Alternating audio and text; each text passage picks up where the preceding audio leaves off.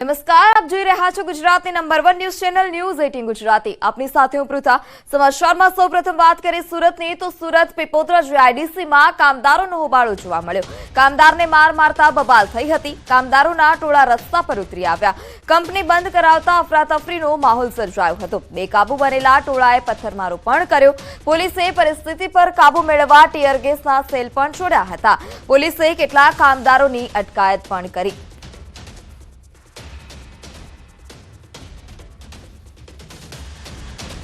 તો કંપની બંધ કરાવતા અફરાતફરીનો માહોલ જોવા મળ્યો હતો। બેકાબુ બનેલા ટોળાએ પથ્થરમારો કર્યો હતો। પોલીસે સ્થિતિ પર કાબુ મેળવવા ટીયર ગેસ છોડવાની પણ ફરજ પડી હતી। તો પોલીસે કેટલાક કામદારોની અટકાયત પણ કરી છે। વિફરેલા ટોળાએ પથ્થરમારો પણ કર્યો હતો। પીપોદરા જીઆઈડીસીમાં કામદારનો હોબાળો જોવા મળ્યો। કામદારને માર મારવા મામલે બબાલ થઈ હતી। કામદારોના ટોળા રસ્તા પર ઉતરી આવ્યા હતા અને કંપની બંધ કરાવતા અફરાતફરીનો માહોલ પણ સર્જાયો હતો।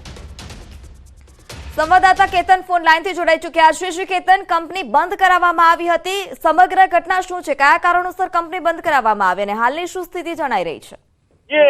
ચોક્કસ વાત કરું તો સુરત જિલ્લાના માંગરોળ તાલુકાના પીપોદરા જીઆઈડીસી ખાતે વિશ્વકર્મા ઇન્ડસ્ટ્રીયલ એસ્ટેટની અંદર કામદારો ને એક કામદારને ફેક્ટરીના સંચાલક દ્વારા ઢોર માર મારવામાં આવ્યો હતો અને ઢોર માર ખાતે ખસવામાં સિવિલ ખાતે એ જે કામદાર છે તેનું મોત નીપજતા કામદારોમાં એક ભારે રોષ જોવા મળ્યો હતો। જે અંતર્ગત ખાસ કરીને કામદારો ભેગા મળી અને આ કંપનીના સંચાલકો સાથે સીધી વાતો કરવાનો પ્રયાસ કર્યો। એ સમય દરમિયાન કંપનીના સંચાલકે ત્યારે કામદારો સાથે વાત નહીં કરતા આખરે કામદારોએ પથ્થરમારો કરી અને ફેક્ટરી બંધ કરાવવાની અને નોબત ઉભી થઈ હતી અને કામદારોનું ટોળું બેકાબુ બનતા પથ્થરમારો પણ શરૂ કર્યો હતો અને આ ટોળાને કાબુ મેળવવા માટે જિલ્લા પોલીસ દ્વારા ટીયર ગેસના સેલ જોવામાં આવ્યા હતા અને હાલ આજે તાત્કાલિક અસરથી એક નવી માહિતી જાણવા મળી છે કે 12 થી 14 જેટલા કામદારોની પણ જિલ્લા પોલીસે અટકાયત કરી છે। જિલ્લા પોલીસનો કાફલો એસપી, ડીવાયએસપી, એલસીબી, એસઓજી સહિતની ટીમ ઘટના સ્થળે પહોંચી હાલ આ તોફાન કરનારા કામદારો ઉપર કાબુ મેળવવાનો પ્રયાસ હાથ ધરાઈ રહ્યો છે। જી પૂરતા। જી કેતન, સમગ્ર માહિતી બદલ આભાર।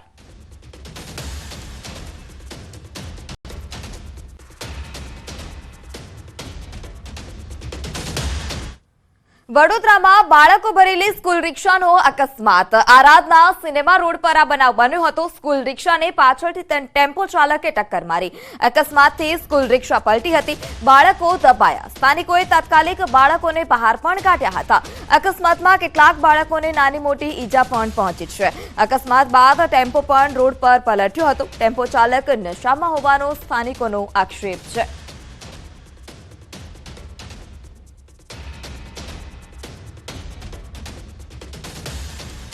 તો સુરત પીપોદરા જીઆઈડીસીમાં કામદારોનો હોબાળો જોવા મળી રહ્યો છે। પીપોદરા જીઆઈડીસી વિસ્તારની આ ઘટના કે જ્યાં કામદારને માર મારતા જે તમામ કામદારો હતા તે રસ્તા પર ઉતરી આવ્યા હતા અને પોલીસ બોલાવવાની પણ ફરજ પડી હતી।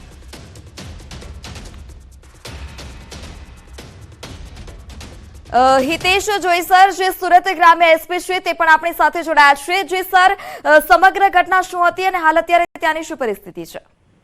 જે કામદારો ને એક કામદારને ગઈકાલે જે ફેક્ટરીના માણસો દ્વારા 4 માણસો દ્વારા મારવામાં આવેલ ગંભીર ઈજા થયેલી એ અનુસંધાને પોલીસે એની ફરિયાદ 307 દાખલ કરી અને 2 આરોપીની ધરપકડ પણ કરવામાં આવેલ છે। એ અનુસંધાને આજે સવારે થોડા લોકો ગેરસમજને કારણે ભેગા થઈ ગયેલા હતા અને તાત્કાલિક પોલીસ નો કાફલો ત્યાં પહોંચી ગયેલ અને સ્થળ પર પરિસ્થિતિ અત્યારે નિયંત્રણમાં છે। જી સર, કોઈ કામદારની અટક કરવામાં આવે છે ખરી? અમે 10 થી વધુ જે ઉશ્કેરણી કરતા હતા અને ખોટી ગેરસમજ કરતા હતા એ લોકોની અટકાયત કરવામાં આવેલી છે અને હાલ પોલીસનો પૂરતો બંદોબસ્ત અહીંયા સ્થળ ઉપર હાજર છે। સમગ્ર મામલે શું પગલાં લેવામાં આવશે?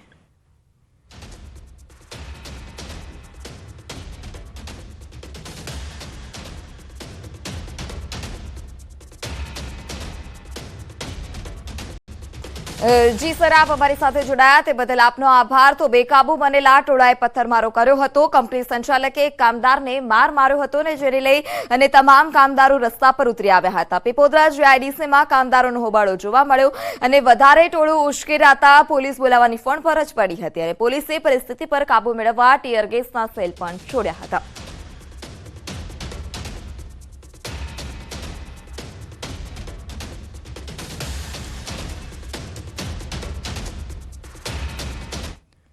સુરતના મહુવામાં કંપનીમાં લાગેલી આગ કાબૂમાં લેવાઈ છે. તરસાડી ગામ નજીક રેફ્રિજરેટર બનાવતી કંપનીમાં આગ લાગી હતી. કંપનીમાં આગ લાગતા વિસ્ફોટકો પણ તે બળી અને ખાખ થયા છે. વિલાઇન મીડિયા નામની કંપનીમાં આગ લાગી હતી. ભીષણ આગ લાગતા જ ફાયરની ટીમ ઘટના સ્થળ પર પહોંચી હતી, જેમાં બારડોલી, પલસાણા, માંડવી, વ્યારા તેમજ નવસારીમાં ફાયર ટીમ ઘટના સ્થળ પર પહોંચી હતી. કંપની પાસેના 6 વિસ્તારોને પણ ખાલી કરાવવામાં આવ્યા છે.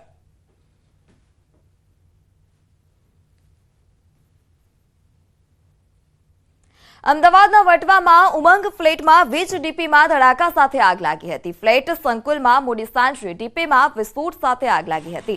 ડીપીમાં વિસ્ફોટ બાદ તડકા જડતા સ્થાનિકો પણ ભયભીત થયા હતા. બનાવથી સ્થાનિકોએ તાત્કાલિક ઘરના વીજ ઉપકરણો બંધ કરી દીધા હતા અને ત્યારબાદમાં વીજ વિભાગના અધિકારીઓએ સમારકામ શરૂ કર્યું હતું. જોકે 3 કલાક સુધી ફ્લેટના રહીશોને અંધારામાં રહેવું પડ્યું.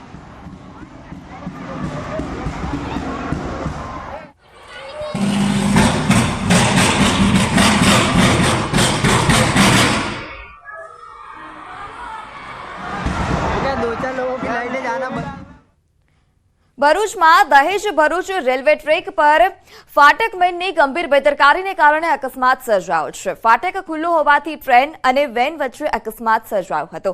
વહેલી સવારે સર્જાયેલા આ અકસ્માતને કારણે વેનમાં સવાર 6 પૈકી 2 લોકો ઇજાગ્રસ્ત થયા છે. ઘટનાની જાણ થતાં જ રેલવે અધિકારીઓ પણ દોડતા થયા હતા.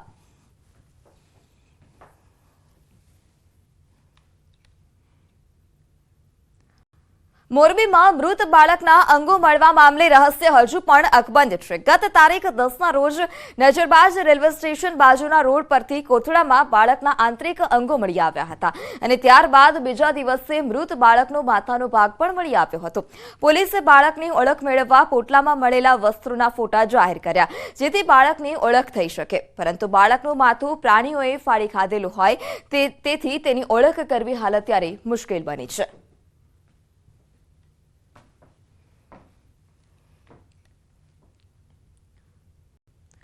સુરતમાં ઉત્તરાયણ પહેલા પતંગ અને ફિરકીની ચોરીનો બનાવ સામે આવ્યો છે. જો કે પોલીસે કેસ ઉકેલી 2 આરોપીઓને ઝડપી પાડ્યા.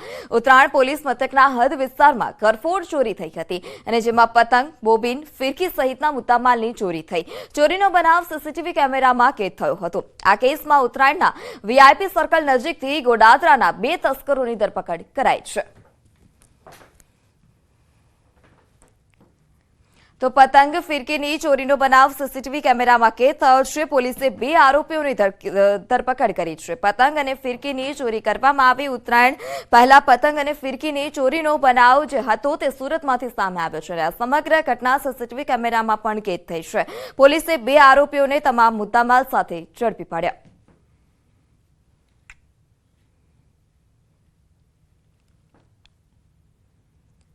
રાજકોટના ગોંડલ શહેર કોંગ્રેસ પ્રમુખ પર હુમલો. આશિષ કુંજડિયા પર હુમલાનો બનાવ સીસીટીવીમાં સમગ્ર ઘટના કેદ થઈ છે.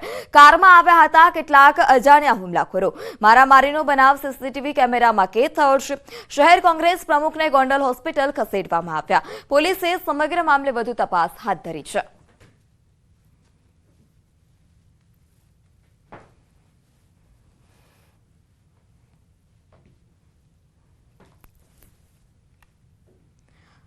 સુરતના ભરચક પતંગ બજારમાં હત્યાની ઘટના સામે આવી. મોટી ટોકીઝ પાસે હત્યા અને ત્યારબાદ નાસભાગ મચી હતી. ઉઘરાણી અંગે ઝઘડામાં હત્યા થઈ હતી. પિયુષ રાણા નામના યુવકની હત્યા થઈ. પિયુષ રાણા પર વિકી ચેવલી નામના યુવકે હુમલો કર્યા હોવાનો આક્ષેપ છે. હુમલા બાદ પતંગ બજારની દુકાનો ટપોટપ બંધ થઈ હતી. મહિધરપુરા પોલીસે હત્યાનો ગુનો નોંધી વધુ તપાસ હાથ ધરી છે.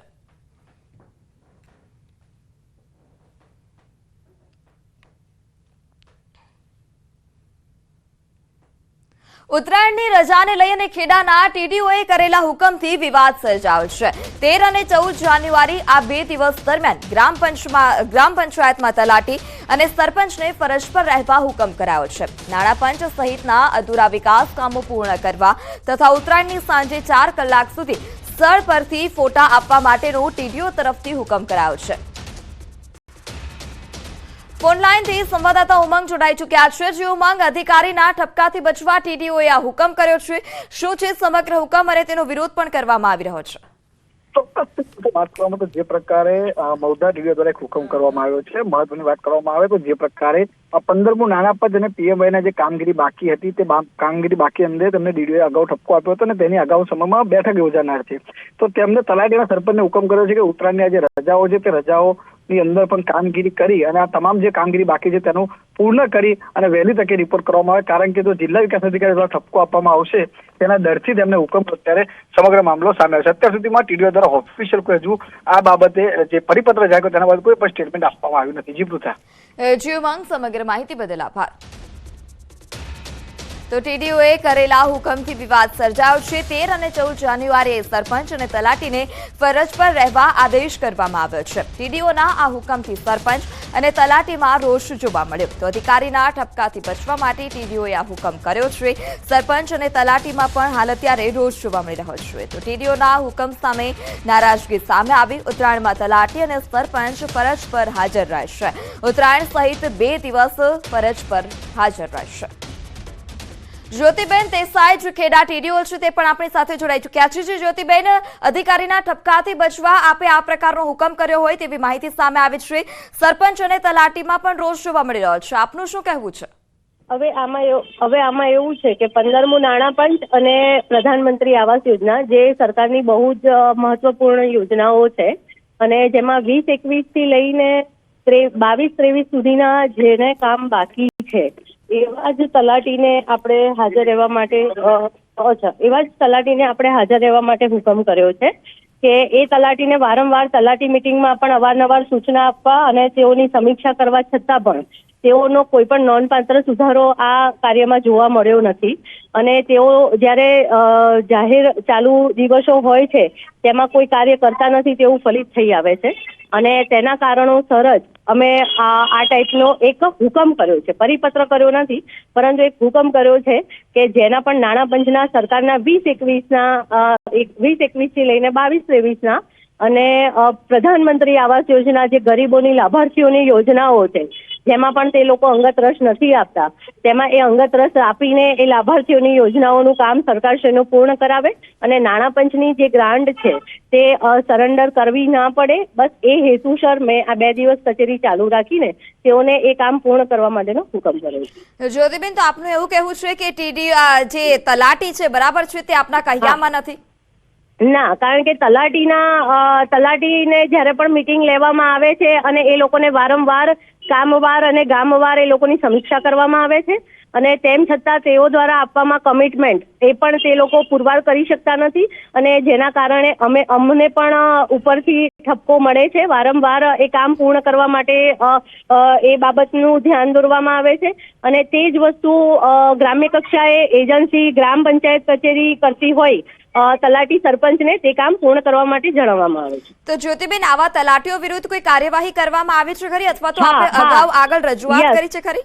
યસ, મેં આવા તલાટી વિરુદ્ધ નોટિસ પણ કાઢેલી છે. સરપંચ વિરુદ્ધ 57-1 કરવા માટેની પણ અમુક સરપંચ માટે નોટિસ કાઢેલી છે અને એક તલાટીને તો એક તરફી છૂટા પણ કરવામાં આવેલ, પરંતુ જિલ્લામાંથી એ લોકોને એક તક આપવા માટે કહેવામાં આવેલ, એટલા માટે મેં એમને એક તક આપી છે કે એક તક આપવાથી કદાચ એનું ભવિષ્ય સુધરી શકે તો એક તક આપીને એને પણ કામ કરવા માટે એ કરવામાં આવ્યું છે. એટલે અવારનવાર એ લોકો જે કામ નથી કરતા એ લોકોને નોટિસ પણ ઇસ્યુ કરવામાં આવે છે.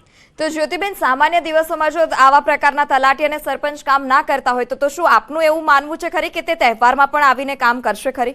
ના, માનવું હું એવું નથી કહેતી કે રજાના દિવસે એ લોકોને હેરાન કરવાનો મારો કોઈ ઉદ્દેશ નથી, પરંતુ એ લોકોને એક જાતનો સબક મળે કે ચાલુ દિવસમાં પણ તેઓ કામ નથી કરતા તો આવા રજાના દિવસે પણ તે લોકોને બેસીને એ લોકોના, કારણ કે અમારે કોઈ પણ કામગીરી બાકી હોય છે તો અમે લોકો પણ એક્સ્ટ્રા હવર્સ કચેરીમાં બેસીએ છીએ. એક્સ્ટ્રા હવર્સ દેટ મીન્સ રાત્રે 8 પણ વાગી જાય છે, ક્યારેક રાત્રે 10 પણ વાગી જાય છે. તો જ્યારે અમને અમારી જવાબદારીનું ભાન હોય છે કે અમે લોકો પણ સરકારશ્રીએ જે આપેલ ટાર્ગેટ જે અમારે પરિપૂર્ણ કરવાના છે ને કોઈ પ્રોગ્રામ હોય એના કારણે અમે નથી કરી શકતા તો અમારે ઓફિસમાં એક્સ્ટ્રા હવર્સ બેસીને પણ એ કામગીરી પૂર્ણ કરવાની છે નિયત સમયમાં. જી જ્યોતિબેન, આપ અમારી સાથે જોડાયા તે બદલ આપનો આભાર. તો જ ટીડીઓ પણ આપની સાથે જોડાયા હતા ખેડાના અને જેઓ દ્વારા આ પ્રકારે આદેશ કરવામાં આવ્યો છે તેઓનું કહેવું છે કે તલાટી અને સરપંચ જે અમુક લોકો છે તે પોતાની કામમાં નિરસ્તા દાખવી રહ્યા છે અને જેને લઈ તેઓએ હવે તહેવારમાં આવીને પણ કામ સમયસર પૂર્ણ કરવું પડશે.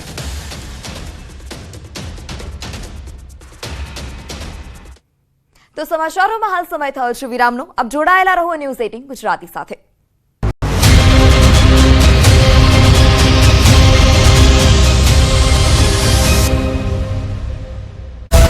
પોતાની ચરમસીમા પર પહોંચી ગયો છે. ટાઢે ગુજરાતમાં એવું પ્રભુત્વ જમાવ્યું કે લોકો ઠૂઠવાઈ ગયા.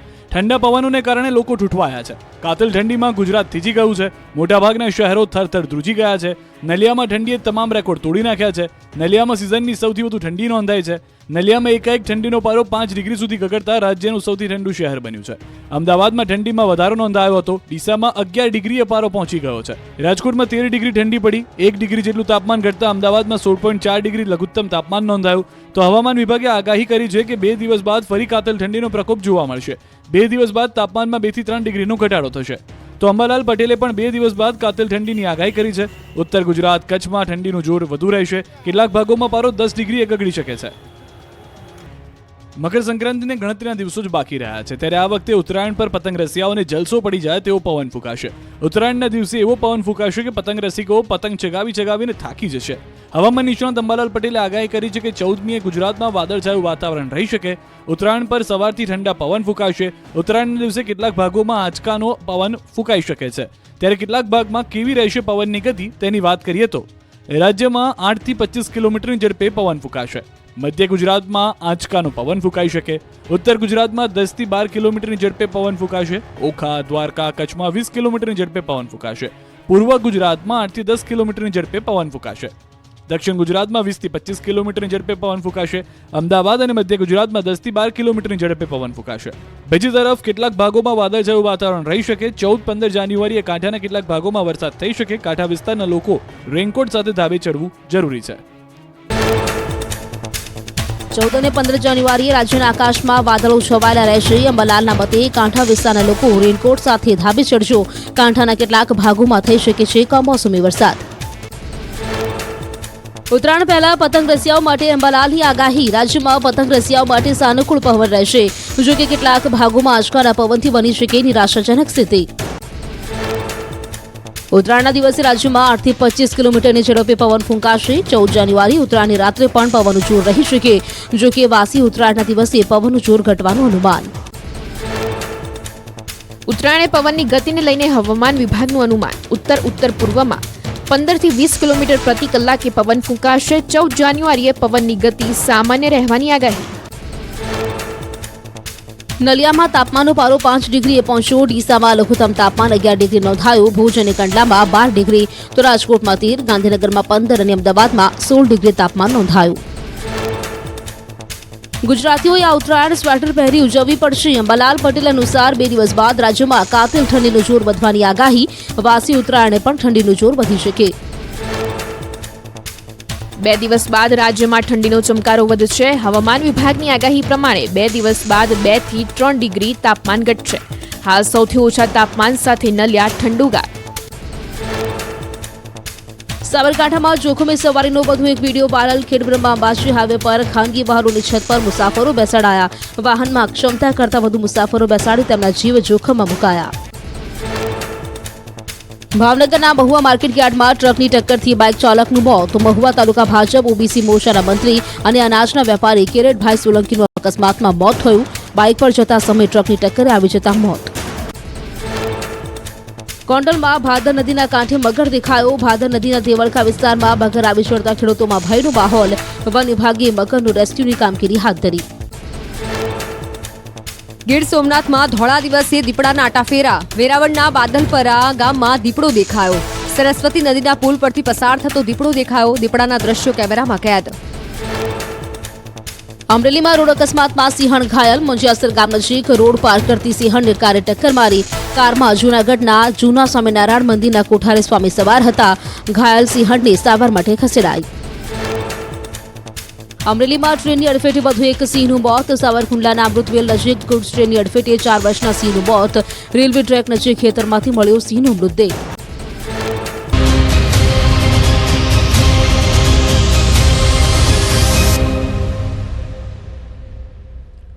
Welcome back. સમાચારમાં આગળ વાત કરીએ મોરબીની, તો મોરબીમાં શાળાઓમાં ઉત્તરાયણની 2 દિવસની રજા જાહેર કરાઈ છે. જિલ્લા પ્રાથમિક શાળાઓમાં મકર સંક્રાંતિ તથા વાસી ઉત્તરાયણના દિવસે રજા અંગે શાળાઓને જાણ કરવામાં આવી.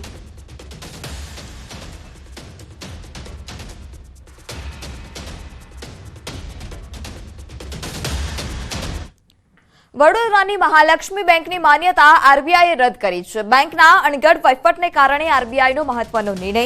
બેંક પાસે પૂરતી આવક અને રોકાણ ન હોવાથી આરબીઆઈએ નિર્ણય લીધો છે. બેંકના પૂર્વ મેનેજર સુરેશ પટેલે કરોડોનું ફ્રોડ કર્યું હોવાનું પણ સામે આવ્યું. જ્યારે વડોદરામાં મહાલક્ષ્મી બેંકની 5 જેટલી શાખાઓ છે. તો વડોદરા મહાલક્ષ્મી બેંકની 5 જેટલી શાખાઓ છે. બેંકના પૂર્વ મેનેજર સુરેશ પટેલે કરોડોનું ફ્રોડ કર્યું હોય તેવી માહિતી પણ સામે આવી છે. જ્યારે રોકાણ ન હોવાને કારણે આરબીઆઈએ મહત્વનો નિર્ણય લીધો. રાજકોટના જેતપુરમાં વેપારીઓએ કરેલા રેલવે સ્ટોપની માંગ પર મોહર લગાવવામાં આવે છે. જેતપુર ચેમ્બર્સ ઓફ કોમર્સ તથા Jetpur dying and printing association છેલ્લા ઘણા વર્ષોથી જેતપુરમાં મુંબઈ જતી ટ્રેનના સ્ટોપ માટે માંગ કરી રહ્યા હતા. સાડીના વેપાર માટે પ્રસિદ્ધ જેતપુરના વેપારીઓને અવારનવાર મુંબઈ જવા માટે ભારે સમસ્યા પણ થતી હતી. અનેક રજૂઆતો બાદ સૌરાષ્ટ્ર જનતા એક્સપ્રેસ બાંદ્રા વેરાવળને જેતપુર નવાગઢ રેલવે સ્ટેશન પર સ્ટોપ આપવામાં આવ્યો છે. રેલવે મંત્રાલયે વેપારીઓની માંગ સ્વીકારતા વેપારીઓમાં પણ ખુશી જોવા મળી.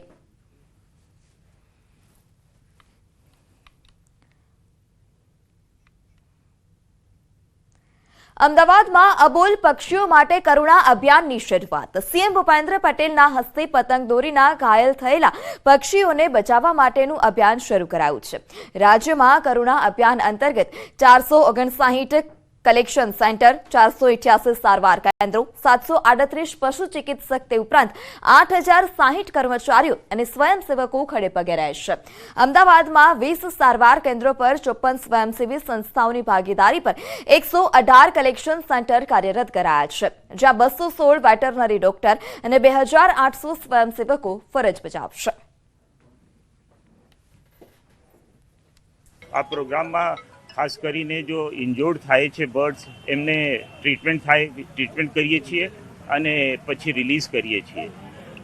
2017માં જ્યારે આ પ્રોગ્રામ ચાલુ થયા ત્યારે 7000 જેવા બર્ડ્સ આપણા જુદા જુદા જો સારવાર કેન્દ્ર છે ત્યાં આવ્યા હતા અને આપણા પછી લગભગ 90% બર્ડ્સ જે તે વખતે આપણા સારું કરીને રિલીઝ કરી.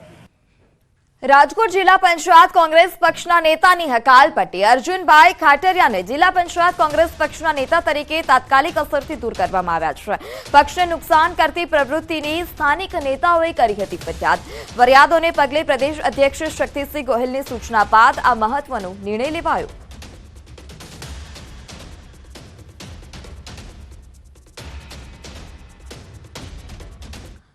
રાજકોટમાં પતિએ જ પત્નીની હત્યા કરી હોવાની ઘટના સામે આવી છે. શાપર વેરાવળના સર્વોદય સોસાયટીમાં ગોવિંદનગરમાં રહેતા પતિ પત્ની વચ્ચે કોઈ કારણોસર શુક્રવારે બોલાચાલી થઈ હતી.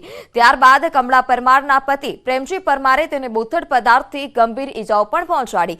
ત્યારબાદમાં પોતાના 3 દીકરા પૈકી સૌથી મોટા દીકરા બાબુ પરમારને ફોન કરી અને તારી માને મારી નાખીશ તેવું કહી ફોન કાપી નાખ્યો હતો. ત્યારબાદમાં ઘરને તાળું મારી અને ત્યાંથી ફરાર થઈ ગયો. આ તરફ પુત્રો ઘરે આવ્યા ત્યારે માતા બેભાન હાલતમાં મળી આવી હતી. પુત્રએ માતાને હોસ્પિટલ ખસેડી અને જ્યાં હાજર તબીબોએ તેને મૃત જાહેર કર્યા હતા. હાલમાં પોલીસે આરોપીની શોધ શરૂ કરી છે.